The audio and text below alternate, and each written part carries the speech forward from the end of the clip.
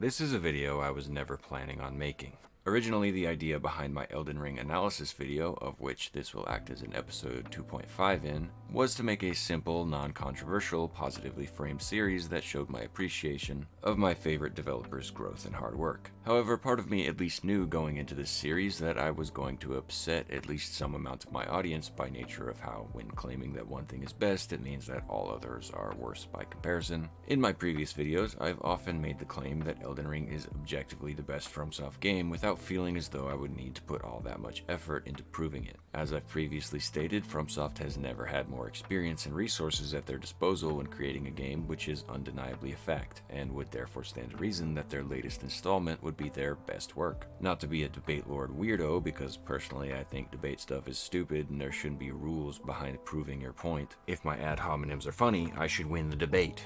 However, from a more rigid factual outlook, the burden of proof should really be on whoever is making the claim that Elden Ring isn't better than From's previous titles, by nature of how collectively we really should all agree that more experience and more resources should absolutely result in a superior product. And that's for sure not saying that you couldn't make the argument otherwise, but it would fall under a deviation from expectation, and I would expect you to have some kind of an explanation for that. However, as I said, I don't really care about debate stuff, and I clearly enjoy talking about video games, so I have no problem making this video, which will be my attempt to objectively prove that Elden Ring is FromSoft's best title yet. Another argument I see frequently is that you can't say one video game is objectively better than another, such as in this comment which inspired me to make this video, which read, "I would like to see a video with an objective take that Elden Ring is the best. I don't plan to harass you in this comment, so I apologize if my wording comes off insulting. Objective means that something is a fact. Elden Ring has objectively sold the most units of any FromSoft game, and objectively has higher player counts on Steam.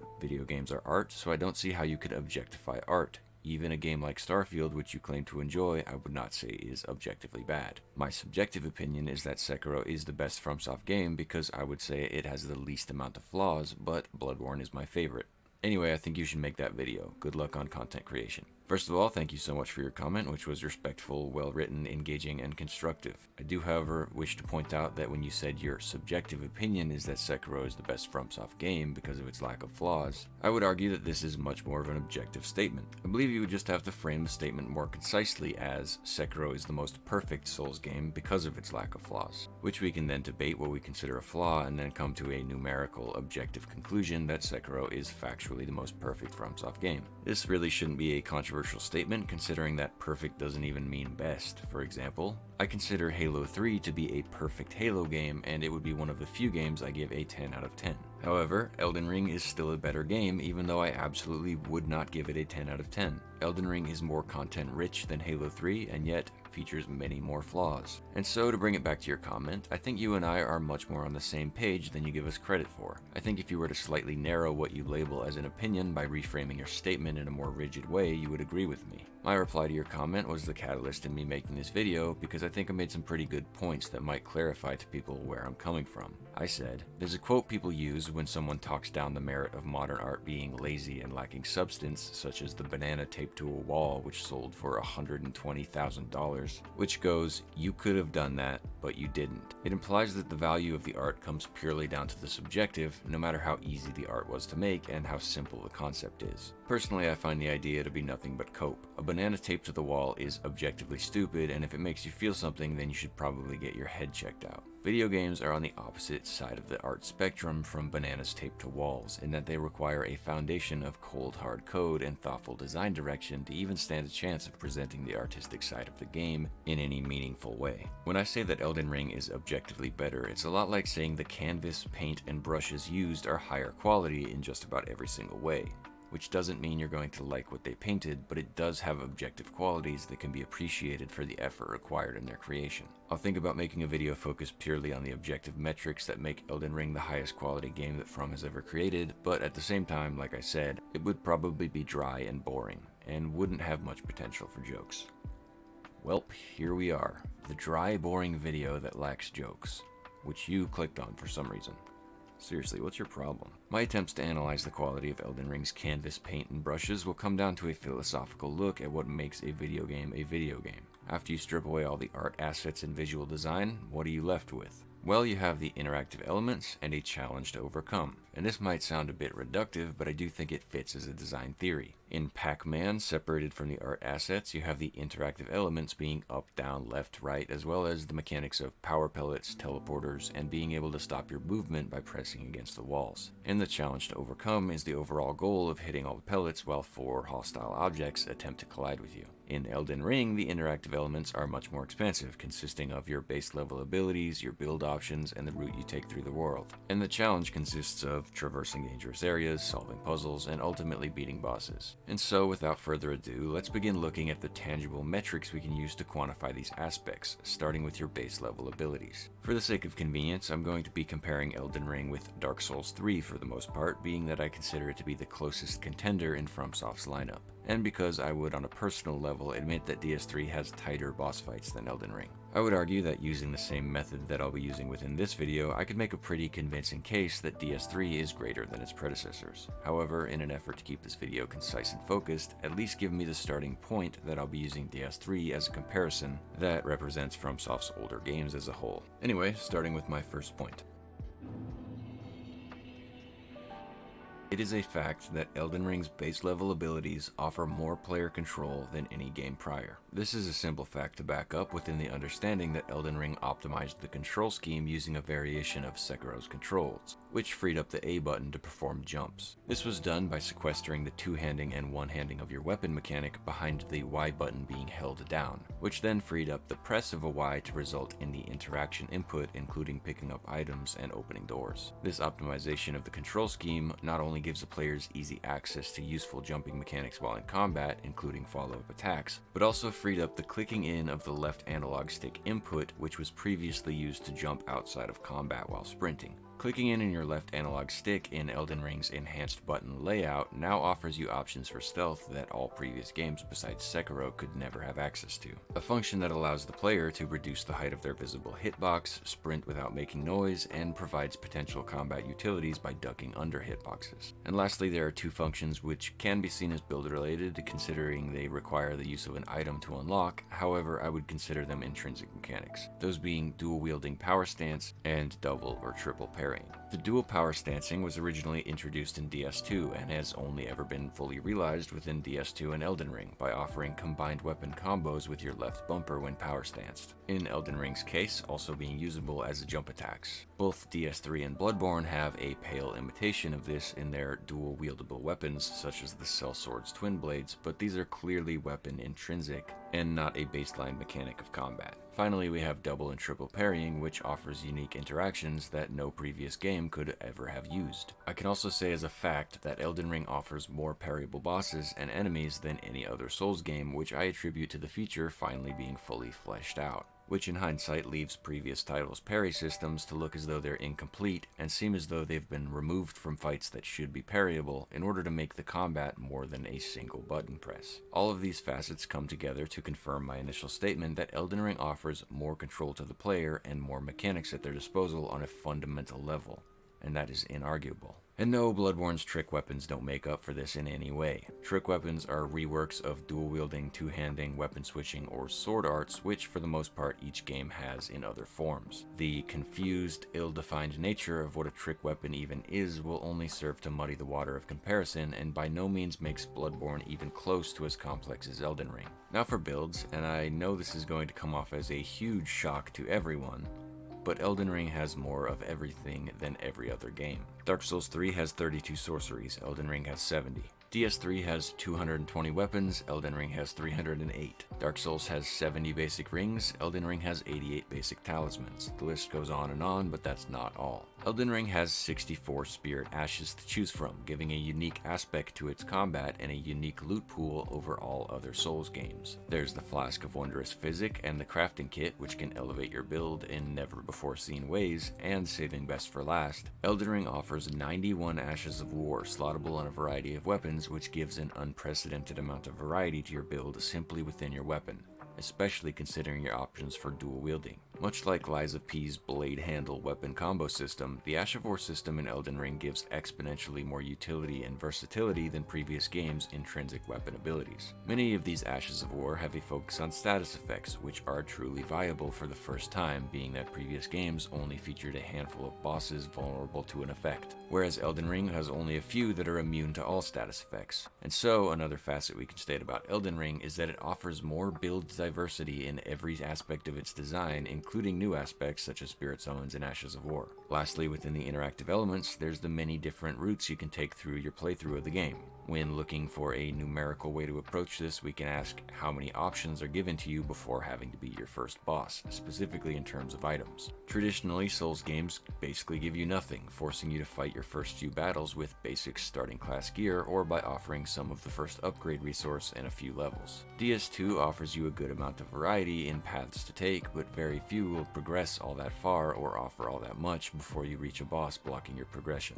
However, Elden Ring offers an absolutely insane amount of items to collect across the 4 major areas that are explorable before beating a single boss, which can have you entering your first fight with a +6 Somber Smithstone weapon, along with many different powerful options for physic and whatever best talisman you found in your single talisman slot. While this definitely sounds like overkill when you picture going up against Godric or Renala, keep in mind that Elden Ring also offers Rykard and Radahn as potential first Remembrance bosses, both of which I would consider mid-game fights, and your second Remembrance fight could be with Mohg, an end-game fight. And so we're left with another fact that we can say about Elden Ring, which is Elden Ring offers more player freedom in regards to the challenges you decide to face. Which leads me to my part 2 of this analysis, the challenge.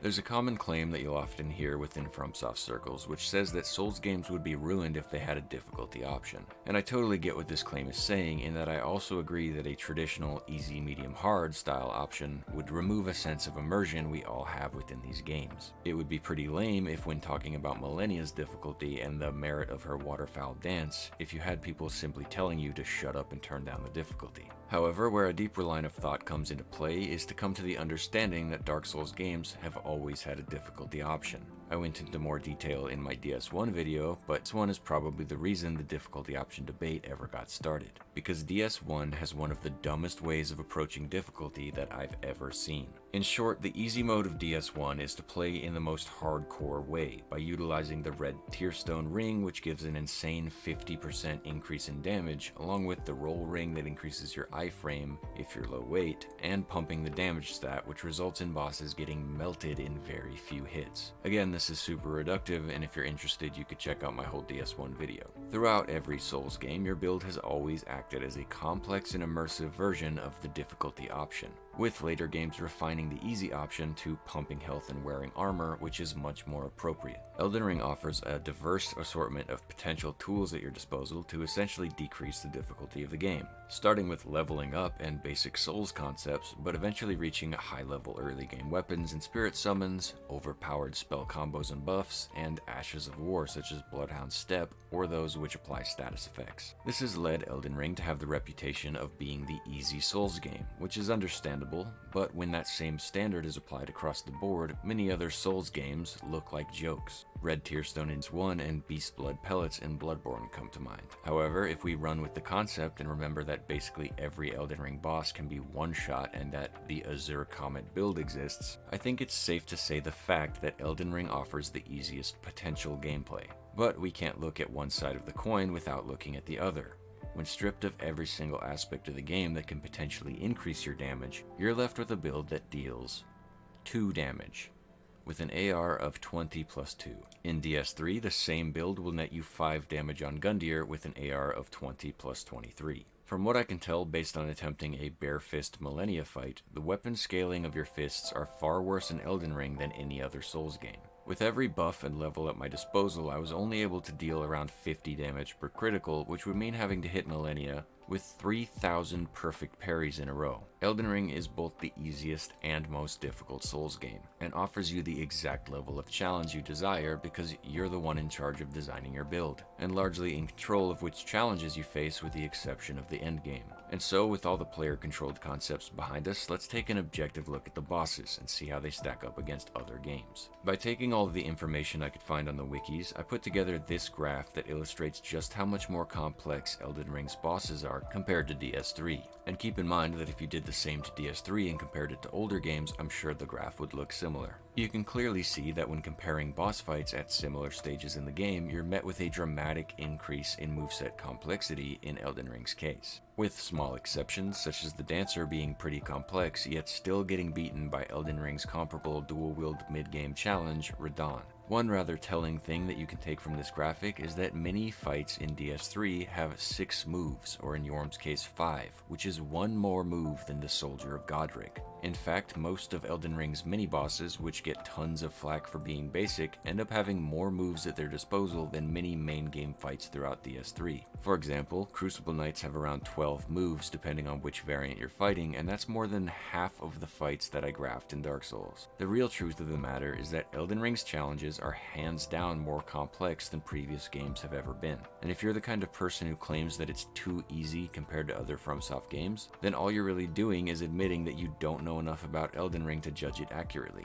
Anyone can put together a build that one-shots a mini-boss, but to claim that the challenge wasn't well designed because you refuse to engage with it is just silly. On a numerical basis, Elden Ring has more bosses, and the bosses have movesets that are larger in scale, and each move will require learning to avoid them consistently if you engage with the boss on an appropriate level. And that's not to say that every move is well designed, but if we're being realistic, you can make the same comparison about any Souls game. Ebertas's charge move and Osiris's dragon dash come to mind off the top of my head. However, without a doubt, Elden Ring offers more challenge than any previous title. And so with all that total information, this is what we're left with. Elden Ring offers more mechanics and player control over the character. It offers you more build options and consumable items at your disposal. It offers more freedom in regards to where you go and which bosses you fight. And it offers you a lower, more comfortable skill floor as well as a higher skill ceiling. Long story short, Elden Ring offers more.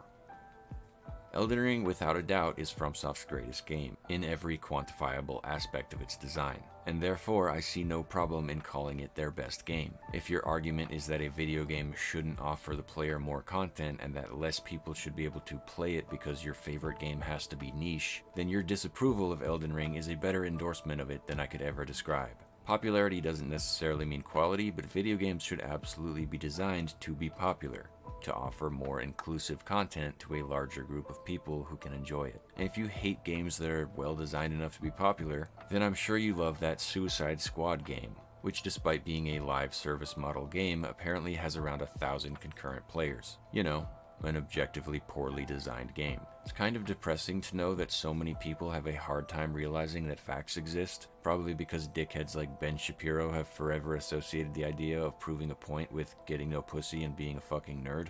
And you might be thinking to yourself at this point, what does it matter to say one game is objectively better rather than saying I liked it more? And why does this guy care so much to prove that a video game is higher quality than another? Well, that's because I get no pussy and I'm a nerd. In reality, my motivations have always been the same. I want to show my appreciation to Fromsoft for all their hard work and dedication to their craft. The gaming industry has become such a pessimistic mess of awful game devs, penny pinching, and incompetently leading their assumedly hardworking teams down paths of failure time and time again. With content that takes exorbitant amounts of time and effort to produce, yet yields limited actual enjoyment in a limited audience. Fromsoft, on the other hand, has created better and better games, which in turn create a bigger and bigger audience who are more and more willing to appreciate their older work, in ways they would have never been able to appreciate without Elden Ring's more friendly design guiding them through the Soulsborne series. And I think it's important to understand the many facets of game design that Fromsoft has improved on within their more recent titles. To say that Elden Ring has worse bosses than previous titles means you're invalidating the effort that was put forward to make the bosses more complex, which you better have good reasoning behind or you're just being a dick. Saying that Elden Ring is too easy because of some specific overpowered builds invalidates the many many build-related items that Fromsoft poured design efforts into creating. And if you can't muster any more of a defense for a claim like that than saying everything should be hard for everyone, then you're just being a weird dick. I appreciate FromSoft's efforts, and so I make the claim that Elden Ring is their best work so far, which fits nicely within the level of work, resource, and experience they now have access to. If you disagree with that claim, I would love to hear why, but you're certainly fighting an uphill battle, and I hope you have some good reasoning behind your argument. I could ramble on more, but I'm going to cut myself off here in that I'm going for a brevity is the soul of wit vibe with this video rather than being completely comprehensive. I'm hoping I can put this argument behind me and continue with the more entertainment-focused content within the Elden Ring series I'm currently working on. However, knowing myself, I'm sure I'll see something in the comments section that I'll want to address in the next video. Either way, I hope you enjoyed, and keep in mind that I love all these games. I'm not trying to invalidate what you consider to be the best FromSoft game, just to appreciate all of FromSoft's work. Even the worst Souls game is generally miles above many other games currently on the market. Anyway, catch you next time.